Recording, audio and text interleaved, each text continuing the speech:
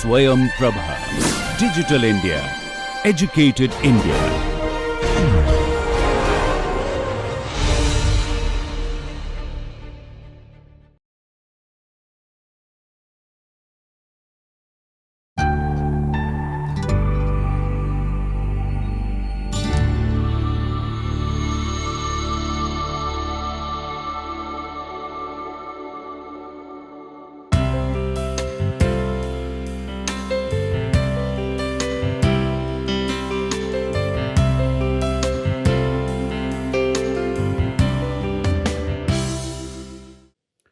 Hello everyone, welcome back again to the NPTEL online course on research methodology for planning and architectural studies.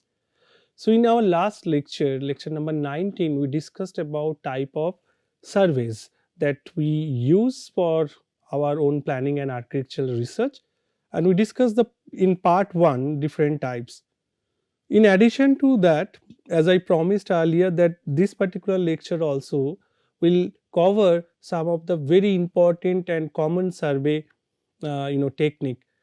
So let us understand those types of survey and the advantages and disadvantages of those surveys in this particular presentation. So we are starting lecture number 20, which titled types of survey part 2.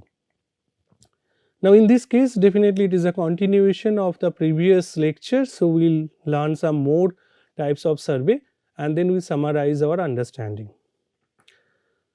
Now one particular type is called participation survey, right. In the past type of survey, mostly we discussed about observation survey. So where there is no such kind of participation of the respondent. There the researcher observed in different way. It may be under controlled environment, it may be something involving into that group. We have discussed this with respect to that tourist satisfaction. So I think you have understood all those points. So now compared to that, this is something which is like participation survey, where in a participation survey individuals actively engage and provide information about their experience, behavior or opinions. It's not that researcher is portraying something or by observation will conclude something. So in this case, the individual will give and is free to share the information, but that may be in a structured way, or that may be something open ended, that may be through questionnaire. So that may differ, but here we are including the respondent, the participant. This involvement is typically voluntary. So in such cases we don't force someone to take part into the survey. So that's why something it always like requesting to take part, and then that's why many a times we find that there are much more of rejection of taking part in your survey. So for that, response rate is very low in some of such studies where you go for this kind of participation survey. So it may take various forms, such as responding to a questionnaire, that you have a set of questions that you prepare and then you ask the participant to answer it. Now it may be open ended, that you just simply ask some kind of qualitative data, or maybe you just make it open ended, that you ask the viewpoint that okay, how do you think about this particular tourist place. So one may express in 1 or 2 lines, one may express in say 100 lines, or one may express in a different way, describing directly to your question, or maybe giving some other answers. Or else it is very confined, that okay, give your satisfaction towards that particular place, the place you have visited. So then it is much more confined and a closed questionnaire. So that way, like each of them definitely having some advantages of going for open ended or close ended questionnaire. So definitely for that we are going to discuss it in one particular lecture, that advantages and disadvantages of those kind of questionnaire. Or it may be interviews. It's not questionnaire, we just spontaneously ask some questions. We may have a checklist and we just ask the viewpoint of the respondent towards that. or it may be something like participating in a interactive sessions. So in that case it is not one to one, maybe a group of people, we go for a focus group discussion, or we just make a debate on certain topic to understand that okay, the viewpoint. Now advantages: it allows researchers to gain insight into their perspective and subjective experiences. So in such cases, whenever we go for such kind of participation survey, and mostly in that cases, like we try to understand their viewpoint, their experience, their satisfaction to a certain commodity or certain factor. So in such way we also know some sort of subjective aspect of that particular research, that how people think on this. So that is something, the advantage of participation survey. And then especially for the planning and architecture, whenever we go for such intervention, like whether maybe it is a state design, a urban design problem, or maybe it is something like making certain kind of development, infrastructure development and all. So if we want to take the confidence of like the user, so definitely the public participation in that process very important, and in that case we can take the viewpoint as well. Another survey, that this is something I have used it earlier also, the pilot survey. So what exactly pilot survey? So a pilot survey serves as a preliminary test for survey instrument, ensuring clarity and relevance of questions before a full scale study. That suppose, based on my understanding as a researcher and based on the past literature that I have reviewed, I may come up with certain set of questions and I prepare a questionnaire.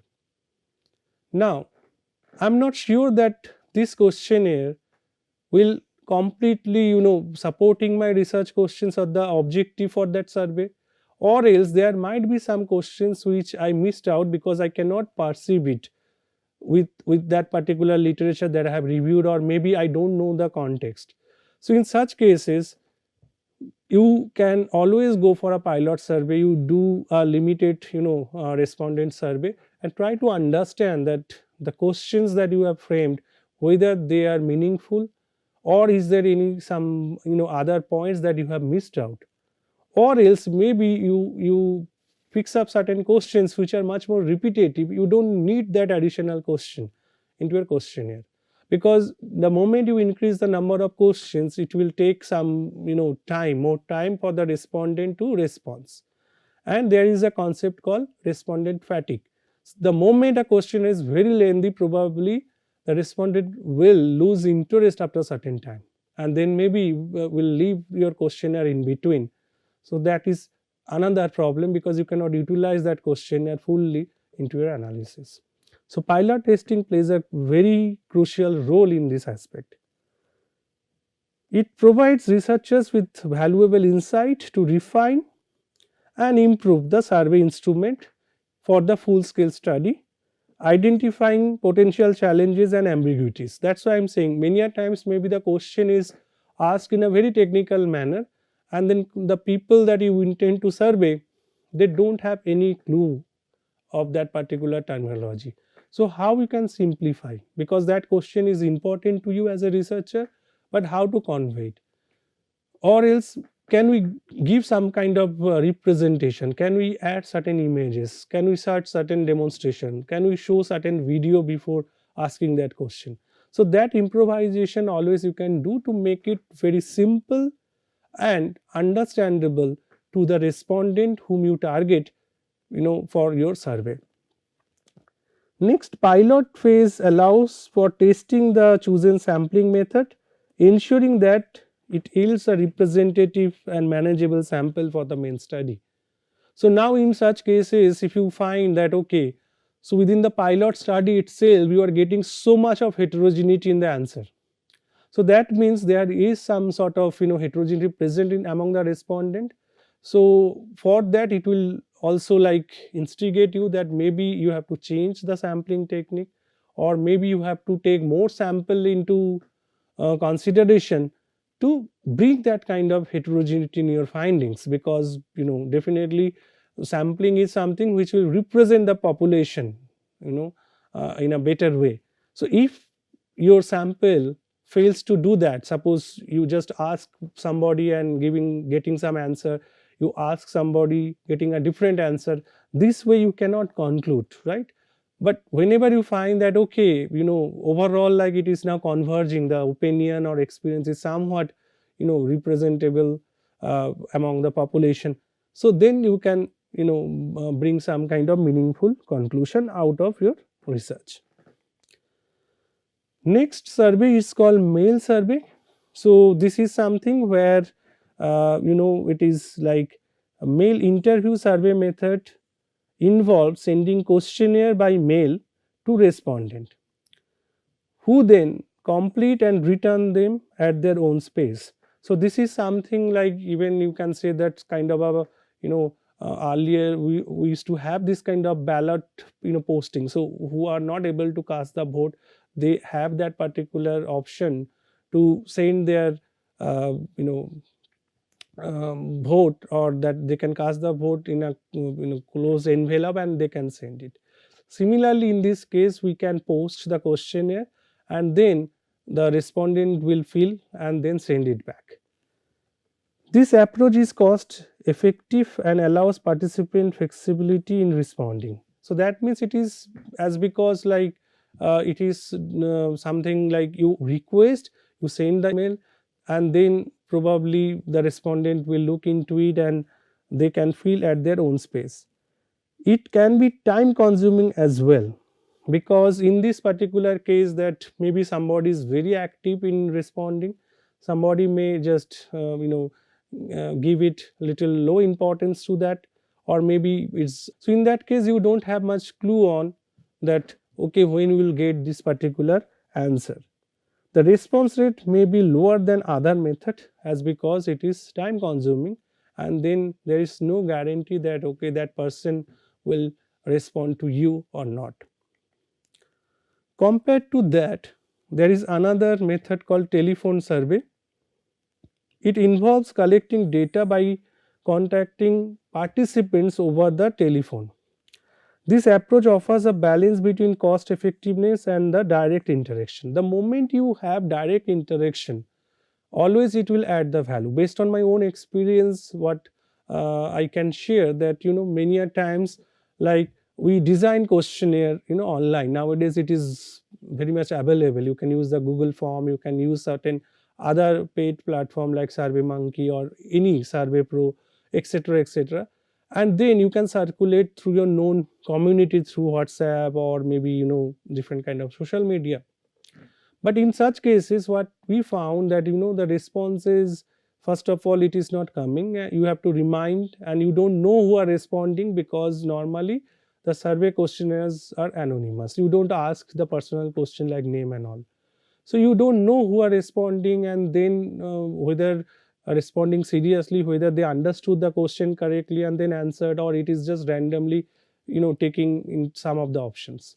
But when you interact, that means whenever a participant will have certain doubt on the questions, because obviously doubt is possible, because as a researcher you feel that all the questions are very clear because you are working on this field, you are very much clear about all those aspects.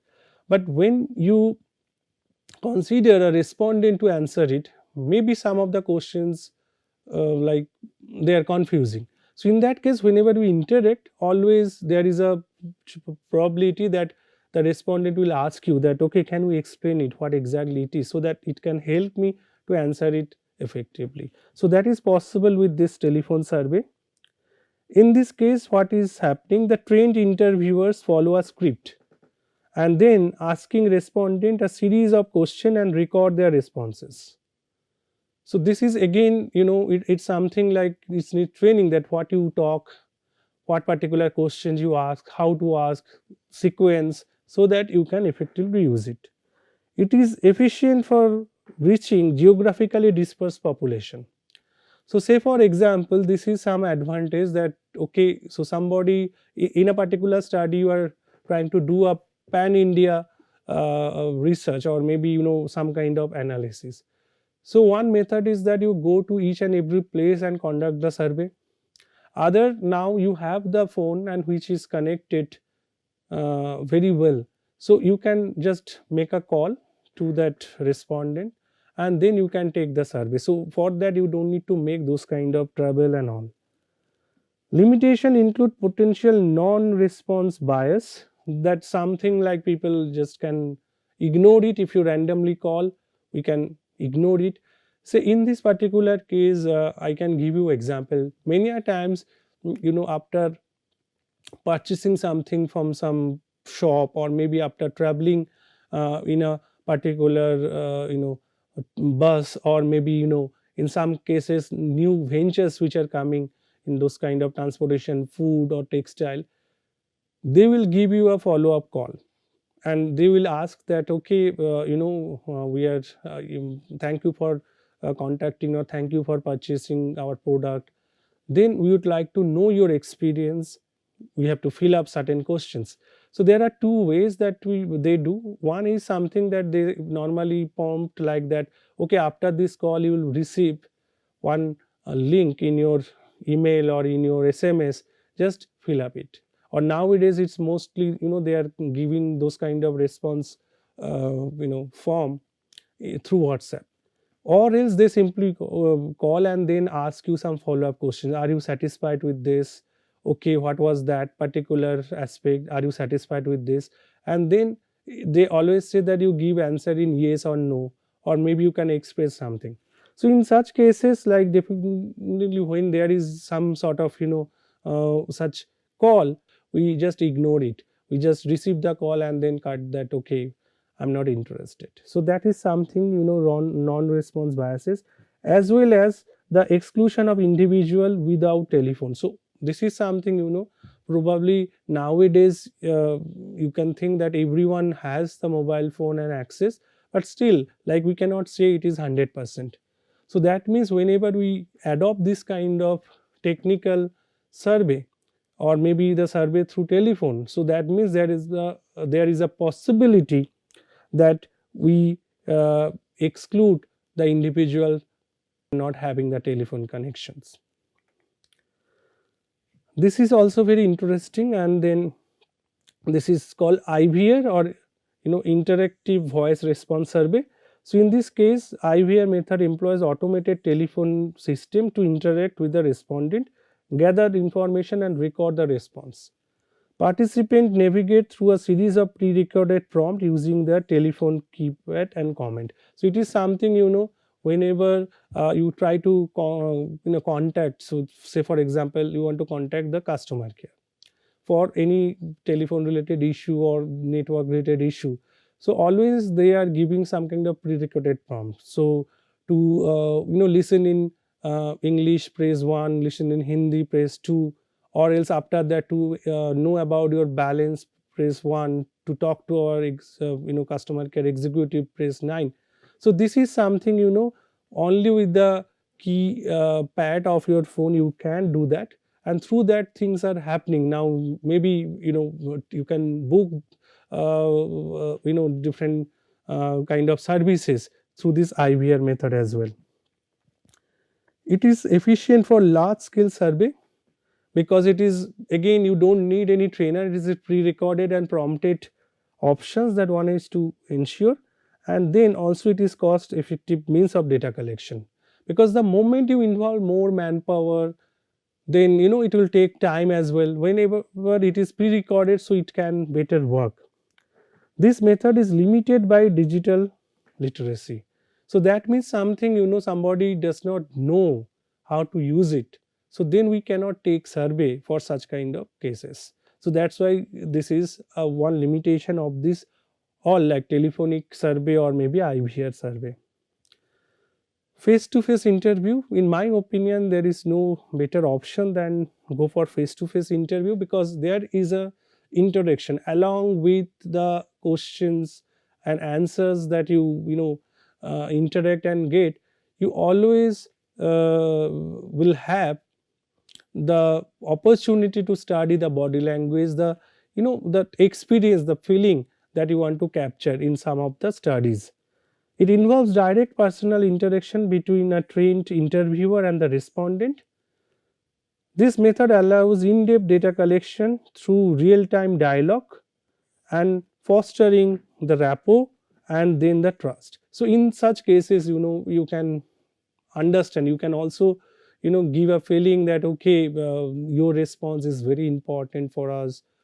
So you will make the respondent feel happy about it, or maybe give some confidence that okay, you are also an important part of my research by providing that information. Interviewers follow a structured or semi-structured questionnaire where, like, you can have some open-ended question, you can have some close-ended where you give options, and for open-ended it is just one can answer in any way, adapting to respondent context and providing the clarification as needed. This is very important that face to face interview, you can always clarify the doubts that one may have while responding to your questions.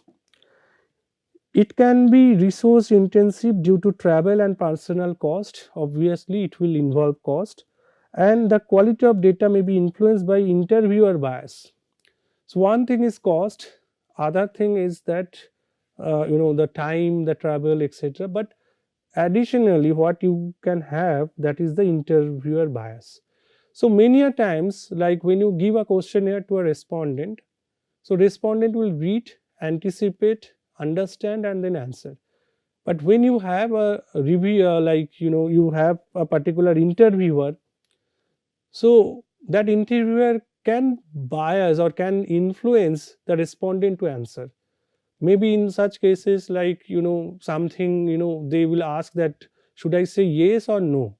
So ideally it should be like it is your call, but you should not influence that okay, my intention is to get yes only, so put yes. So those kind of things are also dangerous. Normally, if the interviewer are not well trained, because interviewer is just to facilitate the respondent in terms of clearing doubts, not prompting any action to be taken or giving any clue to any particular option or force the respondent to give that particular option as response. Focus group involve a number of people, typically ranging from 6 to 12 individuals. This number can vary definitely, but it is not very as low as like 1 to 1 is not a focus group, it's not a group itself. So you should have a higher number to gather qualitative insight on a specific topic. The group is generally demographically diverse and led by a moderator. So maybe the researcher or maybe the person assigned for that particular activity will moderate the discussion, will throw up a questions, and then other will give their inputs, and then finally we have to conclude. The moderator takes notes on the group's behavior and the attitude. They are particularly valuable in understanding complex issue, identifying the pattern, and generating in-depth qualitative data. So in that case, in group discussion, we don't normally go for quantifying things. Okay, so it's about the viewpoint. So we can record their options, we can also cross questions, there will be arguments. So based on that, we just derive certain kind of qualitative data for my research. Next is the panel survey. So panel survey method involves repeatedly collecting data from the same group or individual over time. So in this case, like it is also similar to the longitudinal studies, where like we study the same group but in a different time frame to understand the track of their changes in their response, the pattern, certain kind of developing the relationship with that panel cohort. So suppose some perception of some group towards improvement of pedestrian facilities on a particular urban street captured in 2016.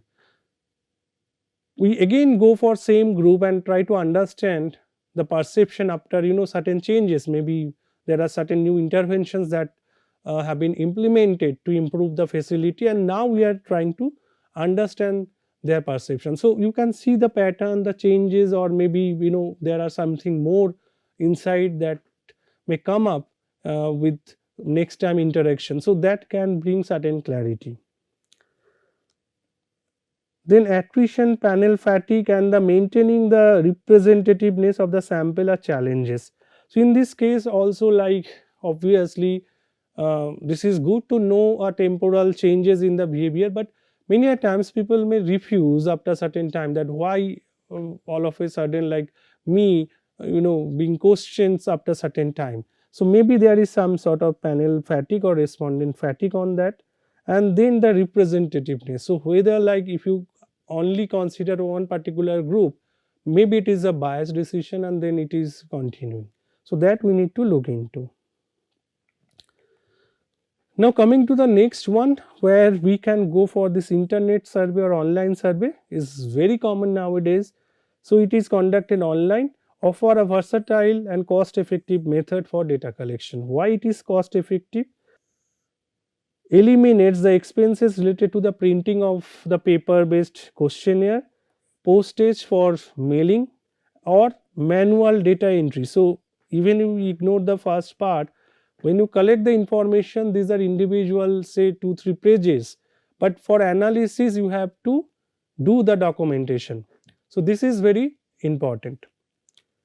So for such kind of cases, like definitely in internet survey, automatically whenever somebody fills like the data, it will be stored in a database, and then probably if you design your questionnaire accordingly, so that database can directly be used for the analysis, or maybe little effort to be made to make it,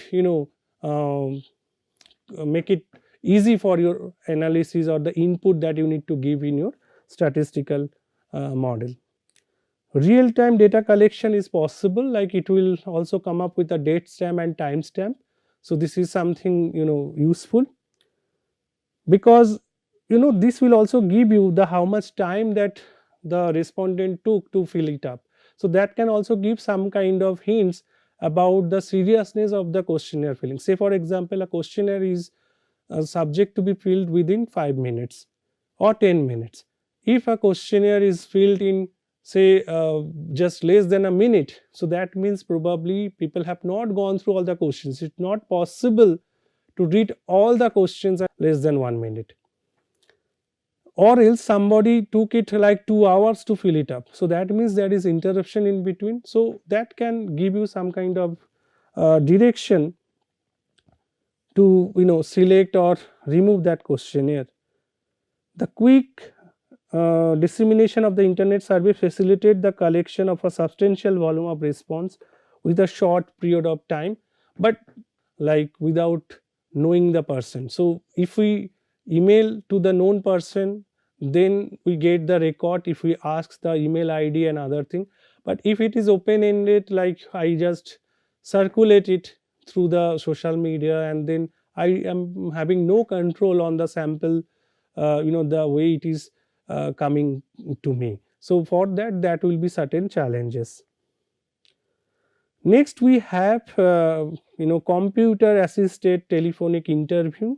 So in this case, interviewers use computer software to conduct telephone interviews.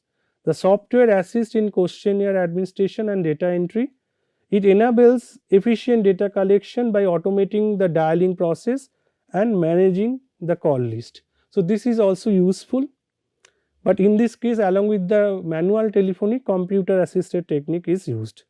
It is cost effective method, and then definitely it is also applicable for a large scale survey. The computer is giving some sort of hand holding to your survey.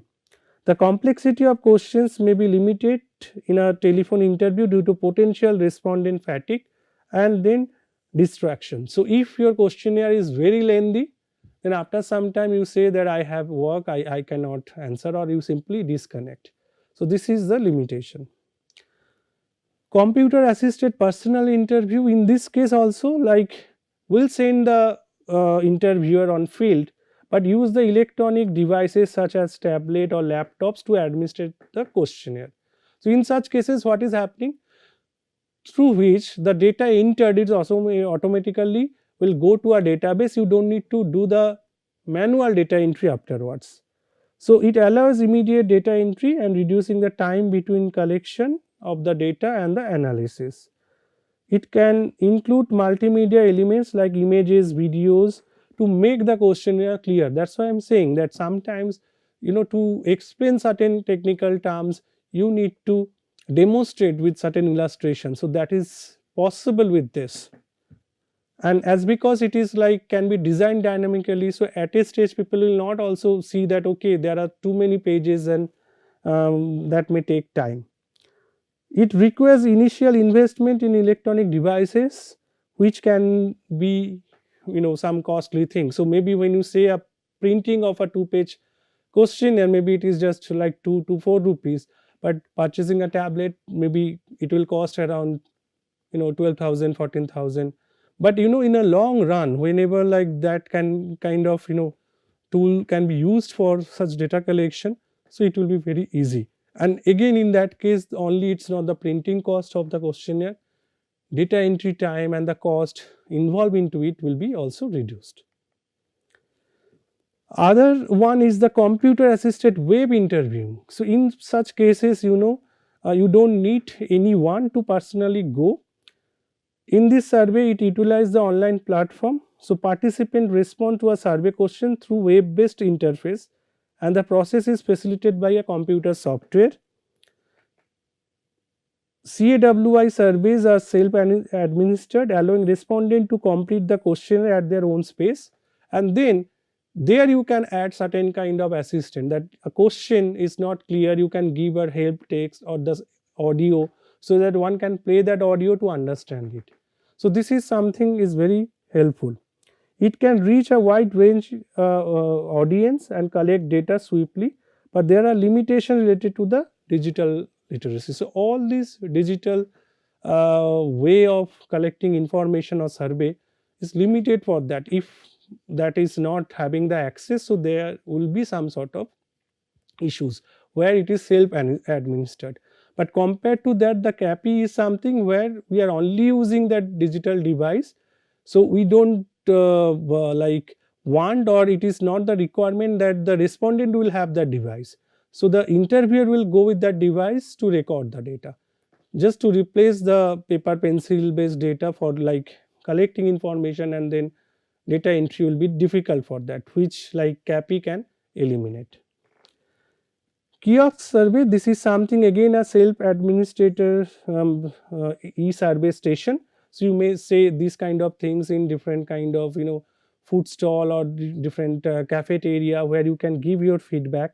So where it is a touch screen based kiosk and you can fill it up, and as the way it prompt you, you can follow up the whole process. So this is again a very interactive, you can do this survey to encourage the participant. Kiosk survey are efficient for quick data collection in high traffic areas and commonly used in satisfaction assessment like visitor feedback and all. Very short survey, but it is very effective. You don't need to deploy anyone to collect it. Social media survey. So it is some fact that okay, more than 3.5 billions people will be using social media worldwide, and then it is almost like 4.5 billion in 2025.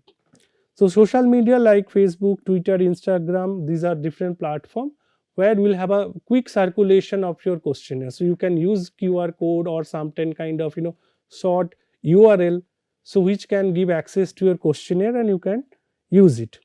Researcher creates survey that users can access and respond within the social media environment. You can also create those kind of questions. In some of the cases they have those kind of polls option or questionnaire in that media, or else you can share your QR code. This method allows for dissemination and rapid collection and tapping into diverse demographic very quickly, because nowadays people are getting used to this particular survey. QR code survey, in this case the respondent can scan the QR code with their smartphone, directing them to an online survey. So nowadays QR code is very common, like we used to pay through UPI through QR code. So it is redirecting to that particular link. So similarly, if you have a questionnaire made in a digital format, you can create the QR code very effectively with the open source platform, and then you can put it with certain kind of basic instructions. So one can scan it and can link go to your particular survey. This approach offers a convenient and quick way for individual to take part into the survey. especially in public space, or on a printed materials you can use this particular survey. Mixed mode survey. So in this case, utilizing a combination of data collection mode offers a chance to address limitation for each an individual. So in such cases, what we do, let's respondents select their preferred data collection mode. They can give a choice which is flexible and respondent friendly alternative. For example, the elderly person are known to be cooperative when interview are face to face. So one might consider approaching the elderly face to face using an online interview of the young people. So we conduct both. One is face to face interview where like they are not very much familiar with the digital platforms. We can go traditional face to face interview, where the young generation, where they have a good reach and good hands on this social media or the online platform. So we can do the online survey simultaneously. So here it is a mixed mode survey. So with that we conclude. So here we discuss different types of survey that we can adopt. There are limitations where we see that if you go for certain kind of telephone survey or maybe a digital way of surveying, so the advantages, you can very in quick time you can reach to a larger audience who are connected to the social media. But again the biasness will be there, you have less control on the overall sampling, or maybe the limitation of the face to face survey or paper pencil based survey. It is cost effective, there will be cost involved in travel of the interviewers, or maybe the combination. So depending on the need, depending on the budget, depending on the purpose and target group, we have to decide the type of survey, and then we can conduct our survey effectively. Hope this particular discussion is definitely going to give you some direction that for your research that you are planning to do the survey, which method will be useful. So if you have some more questions, then please write to me in the forum. I'll answer you with certain example case studies, the method that we have used in our research. In our upcoming lectures also, when I'll show you some case studies, then I'll also mention about those kind of survey technique, or the mode of survey that we have considered, and also we shared those kind of experiences that initially what was the issue, and in some cases we had to change the survey type because of certain the point that I have discussed, that online survey is not useful for that particular target group. So we had to shift it to some kind of computer assisted personal interview. So I'll share all those insight and the experience of our own research and all, and then definitely that will help you. So with that, these are the reading materials. Then with that we'll move to our next lecture, that is on lecture number 21. This is determining the sample size, another very important topic of the research where we have to go for survey and we need sample. Okay, even if it is not going to the on field survey, it is testing of a material, then also the how many samples will be adequate. So we'll be discussing that in our next lecture. Till then, thank you for joining the course. Hope you are enjoying the course and then you are following all the discussion. And if you have any doubt, let me know. I'll try to answer to best capacity possible from my side. Thank you.